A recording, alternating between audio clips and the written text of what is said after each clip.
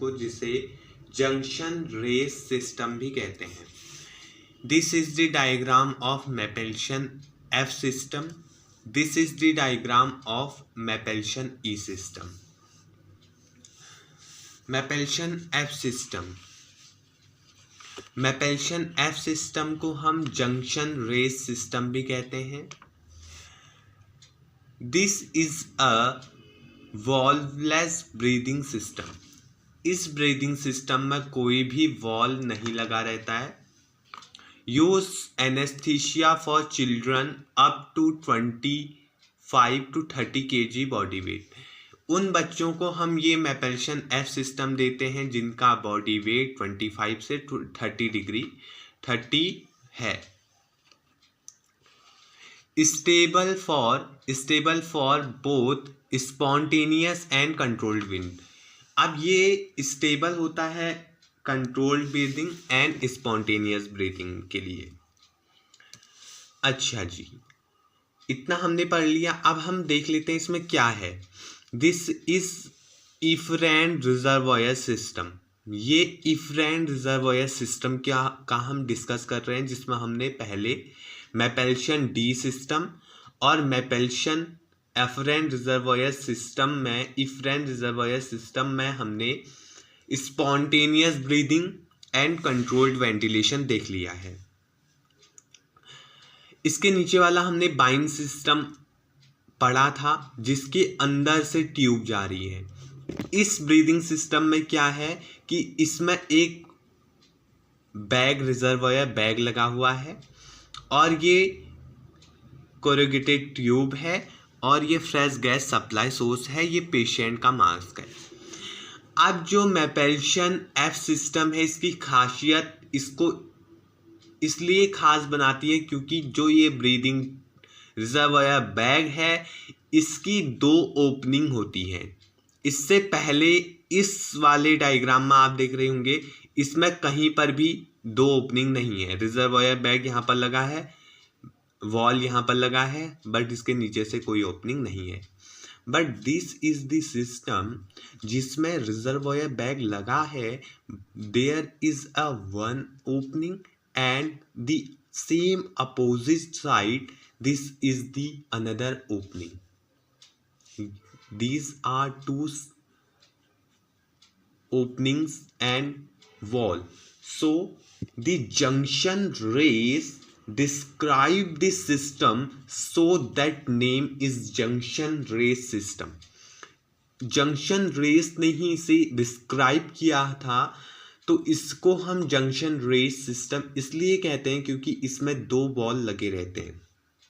There are 2 wall, ठीक है। इसको हम यूज करते हैं, इसमें कोई वॉल नहीं होता है। अब हमने कहा कि ये 2 वॉल हैं, दिस आर ओपनिंग, ये खाली ओपनिंग है, इसमें कोई वॉल नहीं होता। वॉल लेस ब्रीदिंग सिस्टम होता है ये, जिसको हम चिल्ड्रन के लिए यूज करते हैं, बच्चों के लिए इसको यूज किया जाता है।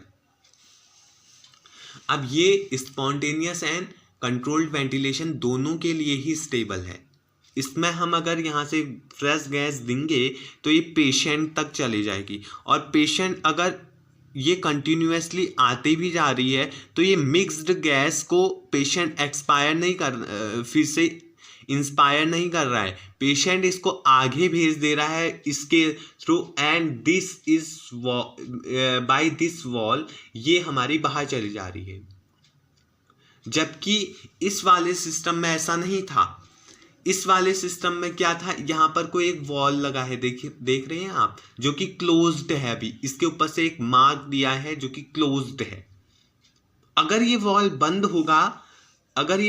बंद होगा तो क्या स्पॉन्टेनियस ब्रीदिंग, अगर यहाँ पर से हमने फ्रेश गैस दे रहे हैं पेशेंट को और ये कंटिन्यूसली आते जा रहा है, पेशेंट CO2 छोड़ेगा और फ्रेश गैस और जो CO2 पेशेंट ने एक्सपायर कर रखी है वो दोनों मिक्स हो जाएंगी। ये वॉल बंद है, इसके थ्रू तो बाहर नहीं जा सकती है गैस, तो यहाँ ये इकट्ठा होते जाएगी और पेशेंट फिर से इसको ले लेगा। So this system has no wall, इसमें वॉल लेस सिस्टम है। इसमें से सीधे अगर जो मिक्स्ड गैस आ भी रही है, मिक्स्ड हो भी रही है गैस, तो यहां से चली जा रही है, यहां से बाहर चली जा रही है वो। So this system is controlled ventilation में भी हम यूज कर सकते हैं, स्पॉन्टेनियस ब्रीदिंग में भी हम यूज इसको कर सकते हैं। सो अगला पैराग्राफ क्या है, fresh gas from the anaesthesia machine, जो एनेस्थीसिया मशीन लगी है वहां से fresh gas from the anaesthesia deliver by a one part, इससे वन पार्ट के थ्रू ये आ रही है। था कि to this second part lead to the patient marks tracheal tube to connected should be as short as possible। अब यहाँ पर से हमने पेशेंट को दिया और इधर पर से हमने इस पेशेंट के मार्क्स में या ट्रैकियल ट्यूब इसको लगाई है, पेशेंट को लगाई है यहाँ से। तो इसके बीच का स्पेस, डेड स्पेस हमने मिनिमाइज कर दिया। जो इसके बीच का डेड स्पेस है, ये स्पेस है, इसको मिनिमाइज कर दिया, रिड्यूस द डेड स्पेस। इसके थ्रू डेड स्पेस बहुत कम होगा तो कम मिक्सिंग हो पाएगी। अगर कम मिक्सिंग हो पाएगी तो हमारी गैस जो है वो कम वेस्टेज होगा, वेस्टेज ऑफ गैस बहुत कम हो जाएगा। So the third part lead to the reservoir tubing Jackson Rees added a double ending bag to end the reservoir. यहाँ पर को the end of the reservoir में हमने दो वॉल देखे हैं जिसको जंक्शन रेस ने डिस्क्राइब करा था। ये थर्ड पार्ट है, पहला part, second part, third part. So the double ended bag visual monitor during the spontaneous ventilation. The bag can be used for assisted for controlled ventilation। तो ये वाला जो बैग है ये हमको विजुअल मॉनिटर है ड्यूरिंग द स्पॉन्टेनियस ब्रीदिंग, और इसको हम यूज कर सकते हैं कंट्रोल्ड वेंटिलेशन में भी। अब this is Mapleson F system, this is Mapleson F system.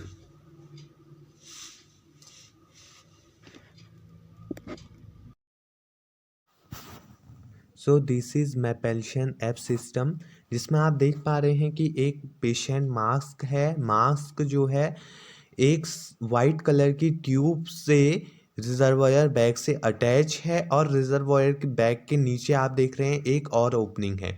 फिर से मास्क में चले आओ, मास्क के ऊपर से एक ग्रीन कलर की एक ट्यूब है जिसको हम फ्रेश गैस सप्लाई सोर्स कह रहे थे। जो ट्यूब है वो एनेस्थीसिया या वेंटिलेशन से जुड़ी होगी जहाँ से फ्रेश गैस आएगी। फ्रेश गैस जो है इस ग्रीन वाली ट्यूब के रास्ते पेशेंट के मास्क तक आएगी, मास्क से वो इंस्पायर करेगा, और CO2 जो है आपके वाइट वाले ट्यूब से जो है रिजर्वायर के थ्रू एटमॉस्फेयर में चले जाएगी। तो this is Jackson Rees system. So Jackson Rees system ने इसमें जो अपना पहले वाला सिस्टम था इफरेंट रिजर्वायर सिस्टम, उसमें चेंज क्या किया, उसमें उसने चेंज किया कि जो रिजर्वायर बैग है उसमें दो ओपनिंग दे दी। जो ग्रीन कलर का आपको बड़ा सा बैग दिख रहा है दिस इज रिजर्वायर बैग, इसमें एक वाइट कलर का ट्यूब जहाँ पर एंड हो रही है वो द सेकेंड पार्ट है, and the third part of the reservoir bag it is the green colour का जो पार्ट आपको सबसे नीचे दिख रहा है वो अपना है।